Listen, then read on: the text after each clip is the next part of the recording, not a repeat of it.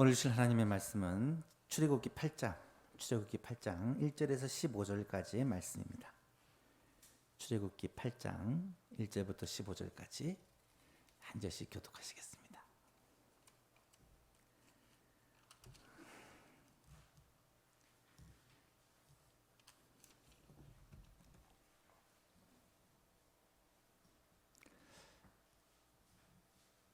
한 절씩 교독합니다. 출애굽기 8장 1절부터입니다. 여호와께서 모세에게 이르시되 너는 바로에게 가서 그에게 이르기를 여호와의 말씀에 내 백성을 보내라. 그들이 나를 섬길 것이니라.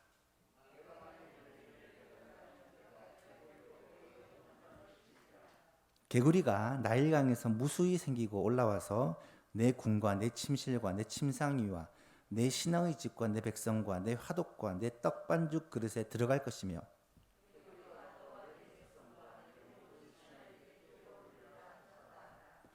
여호와께서 모세에게 이르시되 아론에게 명령하기를 내 지팡이를 잡고 내 팔을 강들과 운하들과 못 위에 펴서 개구리들이 애굽 땅에 올라오게 하라 할지니라.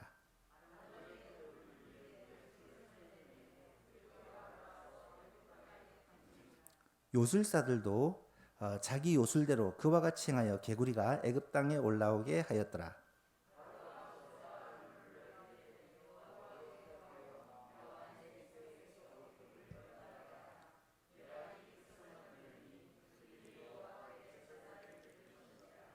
모세가 바로에게 이르되 내가 왕과 왕의 신하와 왕의 백성을 위하여 이 개구리를 왕과 왕국에서 끊어 나일 강에만 있도록 언제 간구하는 것이 좋을지 내게 분부하소서.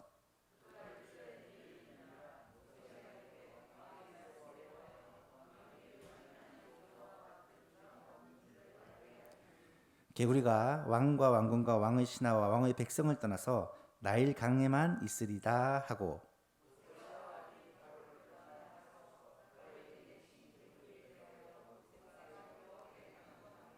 여호와께서 모세의 말대로 하시니 개구리가 집과 마당과 밭에서부터 나와 죽은지라. 함께 있습니다. 그러나 바로가 숨을 쉴 수 있게 됨을 보았을 때에 그의 마음을 완강하게 하여 그들의 말을 듣지 아니하였으니 여호와께서 말씀하신 것과 같더라. 아멘. 10가지 재앙이 시작되었습니다. 지난 시간에 우리는 세상의 힘 vs 하나님의 능력이라는 제목으로 말씀을 나누었습니다. 두 가지 사건을 이야기했는데요. 한 가지 사건은 모세와 아론이 바로 앞에 갔을 때 아론이 지팡이를 던지니까 뱀으로 바뀌는 사건입니다.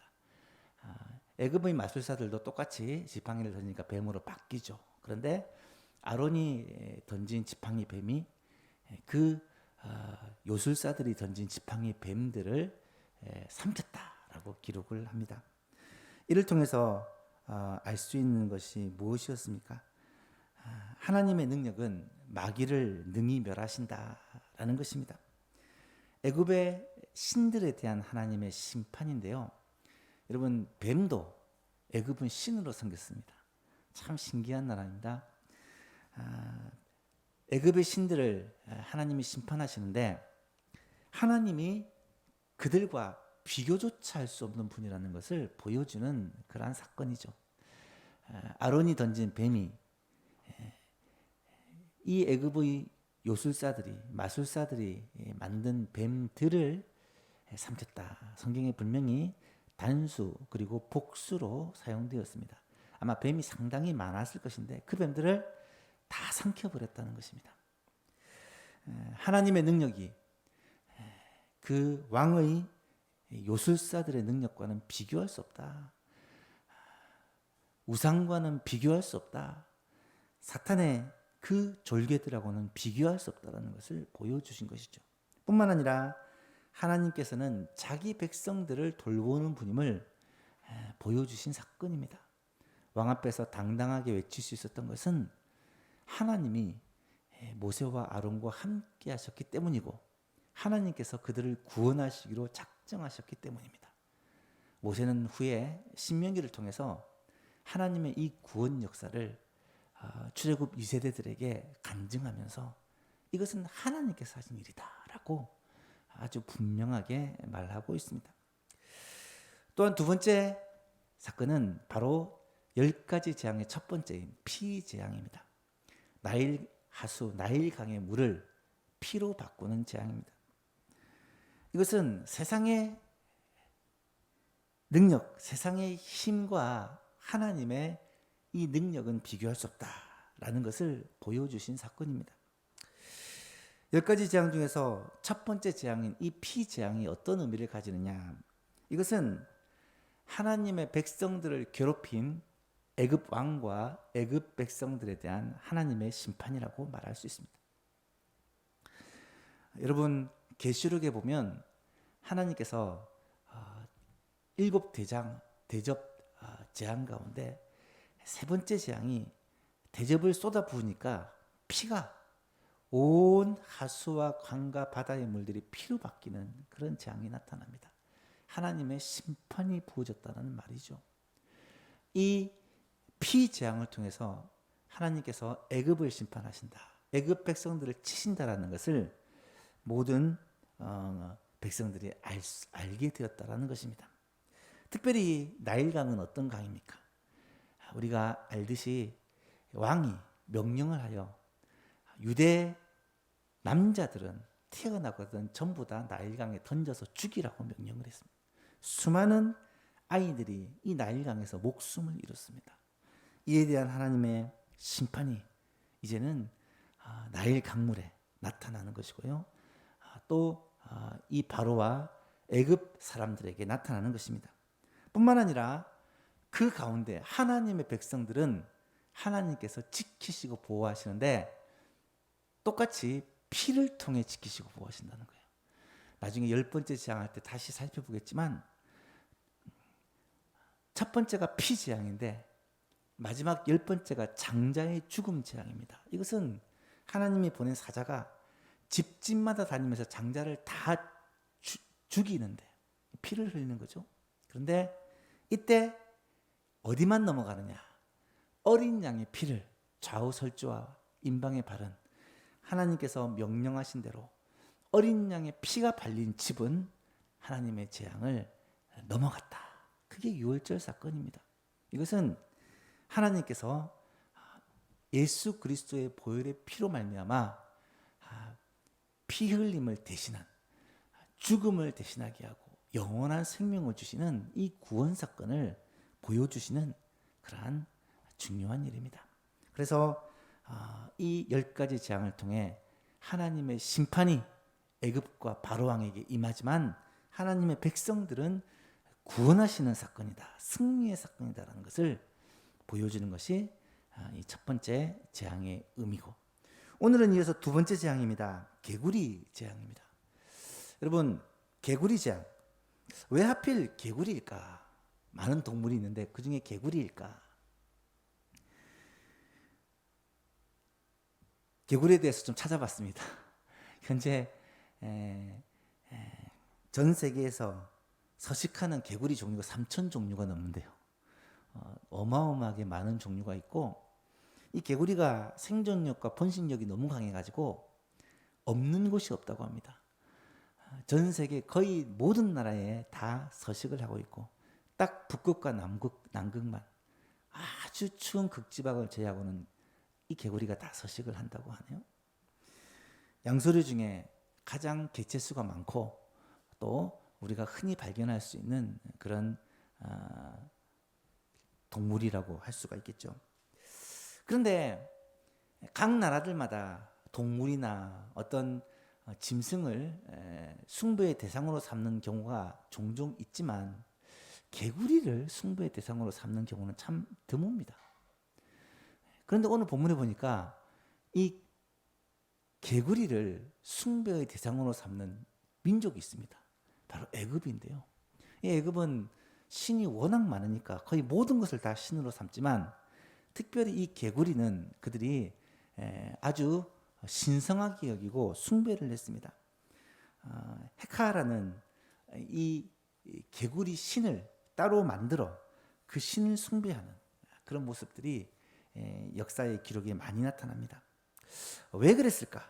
왜 개구리를 그렇게 숭배했을까? 이것은 나일강의 범람과 연결이 되어 있습니다. 여러분 나일강 아시죠? 나일강은 저 아프리카의 거의 중 가운데쯤부터 시작해서 발원이 되어 애굽 지금의 이집트가 바다로 흘러 들어가는 게 마지막 하류입니다. 이 나일강이 정기적으로 범람을 합니다. 홍수가 나는 거예요. 근데 홍수는 애굽에 큰 피해를 주는 홍수가 아니라 애굽을 살리는 홍수입니다. 왜냐하면 이 나일강 물이 범람을 하면요, 저 아프리카 밀림으로부터 온갖 그런 썩은 찌꺼기들이나 그런 거름이 될 만한 요소들을 다 품고 와가지고 이 바다로 가기 전에 이 땅에다 뿌려놓는 거예요. 그래서 거름을 주지 않아도 자연적으로 거름을 준 것처럼 되어버린다고 합니다. 그래서 이 삼각주 지역에 땅이 워낙 비옥해가지고 너무 쉽게 농사를 지을 수 있게 된다. 그래서 이 범람이 하고 나면 그 뒤에 씨를 뿌리고 농사를 지으면 반드시 풍년이 오게 되었다고 합니다. 그런데 항상 이렇게 범람이 끝나고 나서 물이 빠지고 나면 나타나는 현상들이 그 퇴적물 위에 개구리들이 그렇게 많이 생겼다고 하는 거예요. 그래서 개구리가 개굴개굴 우는 소리를 들으면 올해도 풍년이겠구나, 올해도 농사를 잘 짓겠구나, 올해도 풍족한 양식이겠구나 라는 그런 상징을 이 개구리가 한다는 거예요. 그래서 이 개구리를 이 애굽 사람들은 풍년의 상징, 거룩한 동물, 신성시되는 동물로 여기고 이 개구리 모양을 만들어 보관한다거나 아니면 개구리 모양이 새겨진 비석들이 그렇게 지금도 고고학자들에 의해서 심심찮게 발견이 된다고요. 여러분 옛날에는 어느 나라나 할 것 없이 제일 중요한 게 먹을 거였습니다. 먹을 것이 없으면 죽잖아요. 그래서 먹을 것을 굉장히 중요하게 여겼는데 이 먹을 것을 풍성하게 적응해 준다. 이것은 너무너무 중요한 문제입니다. 개구리가 소리를 많이 내고 그렇게 퇴적물이 비옥하게 쌓이면 반드시 풍년이 온다라는 걸 알았기 때문에 이 개구리를 길조로 그렇게 여겼던 것이고요. 이 개구리를 숭배의 대상으로 삼았던 것입니다. 그런데 성경에 보면 하나님은 하나님 외에 그 어떤 동물이나 그 어떤 물건이나 그 어떤 사람을 경배하는 것을 아주 싫어하십니다. 우상을 금하고 있죠. 그 계명이 10계명 가운데 두 번째 계명이 나타납니다. 출애굽기 20장 4절에 보면 너를 위하여 새긴 우상을 만들지 말고 또 위로 하늘에 있는 것이나 아래로 땅에 있는 것이나 땅 안에 물속에 있는 그 어떤 형상도 만들지 말며 그것들에게 절하지 말며 그것들을 섬기지 말라. 만들지도 말고 절하지도 말고 섬기지도 말라는 거예요. 어떤 우상도, 어떤 우상, 심지어 하나님 우상도, 예수님 우상도 만들지 않도록 하나님이 명하셨습니다. 우리는 이 말씀을 통해서, 오늘 이 본문 말씀을 통해서 두 번째 하나님의 재앙인 이 개구리 재앙을 통해서 우상 숭배에 대해 한번 생각을 해보고자 합니다. 첫 번째로 먹고 마시는 것에 하나님 외에 다른 것을 의지하는 것은 우상 숭배라는 것입니다. 다시 한번 말씀드립니다. 먹고 마시는 건 우리의 중요한 삶입니다. 삶의 중요한 문제에서 하나님을 의지하지 않고 다른 것을 의지하는 것은 다 우상 숭배라는 거예요. 여러분, 애굽 사람들이 왜 개구리를 우상으로 섬겼습니까? 그거는 개구리가 많이 생기고 울면 풍년이 생겼기 때문에, 자기들에게 풍부한 양식이 주어진다는 걸 알았기 때문에 이것을 위해서 개구리를 숭배를 했다라는 것을 우리는 알 수 있습니다. 오늘날에도요, 많은 사람들은 이것과 비슷한 행동을 하는 것 같아요.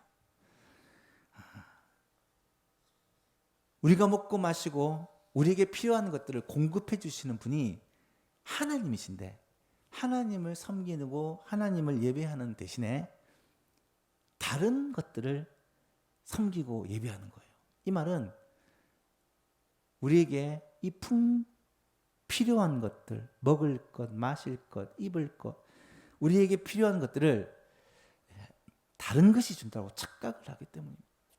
여러분, 마태복음 6장에는 분명히 예수님이 말씀하셨죠. 그러므로 염려할 일을 무엇을 먹을까, 무엇을 마실까, 무엇을 입을까 염려하지 말라. 이는 다 이방인들이 구하는 것이라.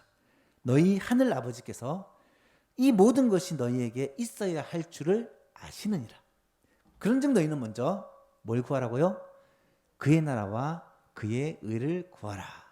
그리하면 이 모든 것은 먹을 것과 마실 것과 입을 것, 우리가 필요한 모든 것입니다.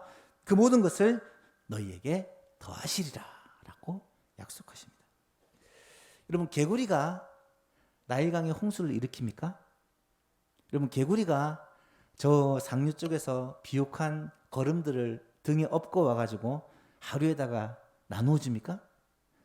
개구리가 울면 비옥한 퇴적토가 그렇게 쌓입니까? 개구리하고는 아무 상관이 없어요. 하나님께서 홍수도 내리시고 하나님께서 그런 필요한 것 양분들을 흐르게 해가지고 이 애굽 땅에 쫙 깔아주시는 거예요. 사실은 처음부터 끝까지 다 하나님이 하시는 하나님의 역사요, 하나님의 일인데, 퇴적토가 쌓였을 때 개구리가 온다는 이유 하나만으로 개구리가 우리에게 복을 준다라고 생각하는 것이 얼마나 어리석고 무식한 거예요. 그런데요, 그렇게 비슷하게 생각하는 사람들이 생각보다 많다는 거예요. 오늘날도 똑같습니다. 모든 것을 다스리시고 역사하신 분은 하나님이신다. 자연과 만물을 다스리시고 역사하시고 역사와 인류의 삶을 다스리시고 인도하시는 분. 여러분, 지금 정치, 경제, 사회, 외교, 우리나라만 생각해도 그렇고요. 전 세계적으로 전쟁과 그런 일어나는 수많은 일들이 하나님과 상관없이 일어나는 일이 하나라도 있는 줄 아십니까? 하나님의 뜻 가운데서 이 모든 일들이 일어나고 있다는 거예요. 그래서 하나님께서 주관하시고 다스리시는데 우리는 생각하기를 사람이 이것을 계획하고 추진하고 한다. 사람이 모든 것을 마음대로 한다. 돈이 이 모든 것을 다 한다. 어떤 권력이 이 모든 것을 한다라고 착각을 하고 있다는 거예요. 이사야 55장 말씀에 제가 몇 번 소개한 말씀인데요. 이런 말씀이 있어요. 이는 하늘이 땅보다 높음 같이 내 길은 너희의 길보다 높으며 내 생각은 너희의 생각보다 높음이니라. 하나님이 하시는 말씀이에요. 이는 비와 눈이 하늘로부터 내려서 그리로 되돌아가지 않고 땅을 적셔서 소출이 나게 하며 싹이 나게 하며 파종하는 자에게 종자를 주며 먹는 자에게는 양식을 준 것 같이. 하늘에서 비가 내리면 그 물이 그냥 하늘 올라가는 게 아니라 졸졸졸 시냇물을 만들고 또 또랑을 만들고 강을 만들고 바다로 흘러 들어가면서 그냥 물이 도는 것뿐만 아니라 이 물이 땅을 적시고 양분을 주고 땅에 양분을 주어서 열매가 맺게 하고 먹을 양식이 나게 한다. 하나님이 하시는 일이라는 거예요. 물의 대류 하나님이 하신 일입니다. 공기의 흐름 하나님이 하신 일입니다. 생태계 운행 하나님이 하시는 일입니다. 역사, 인류의 역사 하나님이 하시는 일입니다. 그런데 우리가 생각하기를 모든 것이 결국은 돈이다. 모든 것이 결국은 권력이다. 모든 것이 결국은 누군가의 계략이다. 음모다. 이렇게 생각하는 사람들이 너무나도 많다는 거예요. 여러분, 오늘 우리들의 모습을 한번 돌아보았으면 좋겠습니다. 오늘 이 세상은 어쩌면 가장 강력한 신이 돈입니다. 돈, 물질입니다. 돈만 있으면 자신감도 생기고요. 돈만 있으면 삶의 여유도 생깁니다. 돈만 있으면 힘도 권력도 돈에 의해서 좌우됩니다. 돈만 있으면 사람들의 마음도 얻을 수 있고 사람들과의 관계도 회복을 할 수 있습니다. 사실 돈만 있으면 웬만한 문제들은 다 해결이 됩니다. 물론 충분히 많이 있으면. 그래서 사람들은 돈을 하나님이라고, 돈을 최고의 힘이라고 생각을 하죠. 그런데 여러분, 정말 돈만 있으면 모든 문제가 다 해결되고 돈만 있으면 우리가 최고의 행복을 누리며 그렇게 살 수가 있을까요? 여러분, 돈은 편리하게 하고 우리로 하여금 여러 가지로 문제를 해결하는 데 쓰이기는 하지만 가장 근본적인 문제를 하나도 해결해 주지 못합니다. 돈이 우리의 인생을 책임지지 못합니다. 돈이 우리를 영원한 천국으로 인도하지 못합니다. 돈이 우리의 생명을 살리지를 못합니다. 돈을 그렇게 많이 가지고 단 하루라도 더 살았으면 좋겠다라고 했던 그런 대그룹 회장들도 결국은 비참하게 죽어갈 수밖에 없었습니다. 여러분, 나일강의 개구리가 마치 먹을 것과 풍요한 삶을 가져다 주는 것처럼 착각하는 것처럼 오늘날 우리의 삶에 진짜 행복은 돈이 가져다 준다고 착각하도록 한다는 거예요. 꼭 기억하십시오. 돈이면 다 된다라는 생각은 뭐가 똑같냐면 나일강의 개구리가 우리에게 먹을 걸 준다고 생각하는 것과 똑같습니다. 이것이 우상이라는 거예요. 우상. 개구리는 절대로 애굽 사람들에게 풍요한 삶과 행복을 가져다 주는 주인공이 될 수가 없습니다. 다만 하나님께서 모든 풍요와 모든 것들을 주시는 분이라는 사실을 우리는 알고 있고 그것을 잊어버려서는 안 된다는 것입니다. 이것을 깨닫는 것이 신앙생활의 사실은 출발이라고 말할 수가 있죠. 두 번째로 우상숭배는 하나님을 미워하는 것이고 또 하나님으로부터 미워하시는 일이다라는 것입니다. 다시요. 우상을 숭배하는 것은 우리가 우상 숭배하는 것은 하나님을 미워하는 것이고요. 우리가 우상 숭배를 하면 하나님께서는 우리를 미워하시게 된다는 거예요. 매우 중요합니다. 하나님은 우상을 만들지도 말고 절하지도 말고 섬기지도 말라고 하면서 이렇게 말씀을 하십니다. 다시 한번 출애굽기 20장 말씀을 보니까 너를 위하여 새긴 우상을 만들지 말고 또 위로 하늘에 있는 것이나 아래로 땅에 있는 것이나 땅 아래 물속에 있는 것을 어떤 형상이든지 형상도 만들지 말며 그것들에게 절하지 말며 그것들을 섬기지 말라. 그 다음에요.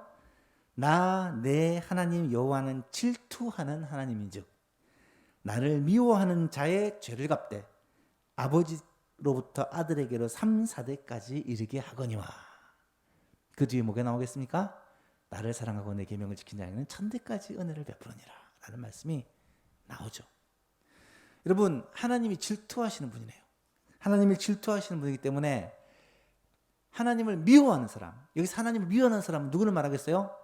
앞에 나오는 우상을 만들고 우상에게 절하고 우상을 섬기는 사람. 그들을 하나님 어떻게 한다고요? 그들을 미워하시는데 하나님께서 그들의 죄를 갚으시는데 아버지로부터 아들에게로 3, 4대까지 그 죄를 갚으신다. 굉장히 무서운 형벌입니다. 여러분, 하나님은 사실 긍휼이 풍성하시고 자비로우시고 은혜로우신 분이세요. 그런데 우상에 대해서만은 하나님은 한 발짝도 양보가 없으신 분입니다. 마땅히 하나님께 올려야 될 그 영광을 우상에게 바치는 사람들에 대해서는 하나님은 굉장히 야박하세요. 우상 숭배자는 하나님을 미워하는 자요. 하나님도 그에게 죄를 갚으시는데 무섭게 심판을 하신다는 것입니다. 그래서 개구리신 헤카를 섬기는 그 애굽 왕과 그 백성들에게 지금 개구리를 통해 심판을 하시고 계신 거예요. 3절에서 6절 말씀을 보세요. 개구리가 나일강에서 무수히 생기고 올라와서 내 궁과 내 침실과 내 침상위와 내 신하의 집과 내 백성과 내 화덕과 내 떡반죽 그릇에 들어갈 것이며 개구리가 나와 너와 내 백성과 내 모든 신하에게 기어 오르리라 하셨다 하라. 여호와께서 모세에게 이르시되 아론에게 명령하기를 내 지팡이를 잡고 내 팔을 강들과 운하들과 모두에 펴서 개구리들이 애굽 땅에서 올라오게 하라 할지니라. 아론이 애굽 물들 위에 그의 손을 내밀매 개구리가 올라와서 애굽 땅에 덮이니라. 애굽 땅을 덮어버렸다는 것입니다. 여러분 한번 상상해 보십시오. 이 때가 개구리가 좀 많이 있었을 때일 거예요. 하지만 뭐 있던 개구리만 올라온 게 아니에요. 3절에 보니까 무수히 많은 개구리가 생기고 올라갔다. 없던 개구리가 막 생겼다는 거예요. 엄청난 개구리떼가 생기고 그 개구리떼가 올라가는데 왕궁부터 시작해가지고 신하들의 집과 모든 백성의 집까지 다 들어가서 심지어 그들의 떡반죽 그릇에 밥상머리에 밥그릇 안에까지 들어가게 되었다는 것입니다. 온 집이, 온 마을이, 온 나라가 개구리로 덮였다는 거죠. 하나님은 말 그대로 개구리로 심판을 내리신 거예요. 여러분, 우상이라는 것이 어쩌면 이런 속성을 가지는 것 같아요. 여러분, 애굽 사람들은 개구리를 좋아하고 신성시합니다. 왜요? 개구리 소리가 들리면 풍년이 왔기 때문에. 근데 그 개구리는 어떤 개구리입니까? 강가에서 사는 개구리예요. 그런데 강가에서 사는 개구리가 집으로 들어오니까 이때는 개구리가 재앙이 되어버린 거예요. 끔찍한 형벌이 되어버린 것입니다. 여러분, 우상이 이런 것이 아닐까요? 우상은 멀리 있을 때, 멀리서 바라볼 때는 꼭 우리에게 복을 주는 것 같아요. 그런데 그것이 우리에게 막상 다가왔을 때, 그것이 우리에게 직접 영향을 줄 때는 재앙이 되고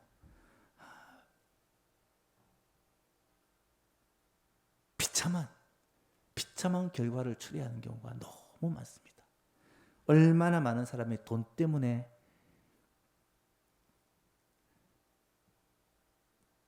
심판을 받고, 얼마나 많은 사람들이 권력 때문에 심판을 받고, 얼마나 많은 사람들이 쾌락 때문에 심판을 받는지 몰라요.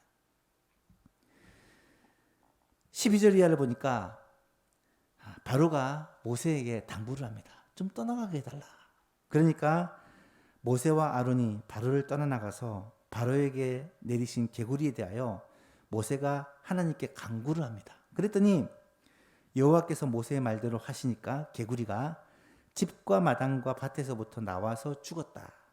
사람들이 그것을 모아다가 무더기로 쌓으니까 땅에서 악취가, 얼마나 이 개구리 무더기들이 많은지 온 땅에 악취가 들끓었다는 거예요. 여러분 한번 상상을 해보십시오. 이 개구리, 저는 그런 생각을 해봤어요. 만약에 개구리가 자기 발로 나와가지고 그렇게 길에서 죽지 않고 집의 구석에서, 뭐 방 안에서, 뭐 상 밑에서 그렇게 죽었다 생각해보면 이거 얼마나 끔찍한 재앙이겠습니까? 그나마 밖에서 죽은 개구리를 모아서 이렇게 쌓을 수라도 있지, 구석구석에 숨어서 죽었다면 아마 이 악취와 냄새는 애굽을 떠나지 않았을 거예요. 하나님께서 베푸신 은혜였어요, 사실은. 그런데 15절에 보니까 그러나 바로가 숨을 쉴 수 있게 됨을 보았을 때, 이 말은 개구리가 온 천지에 다니고 또 이 냄새가 풍겼을 때는 숨조차 쉴 수 없었다는 말이에요.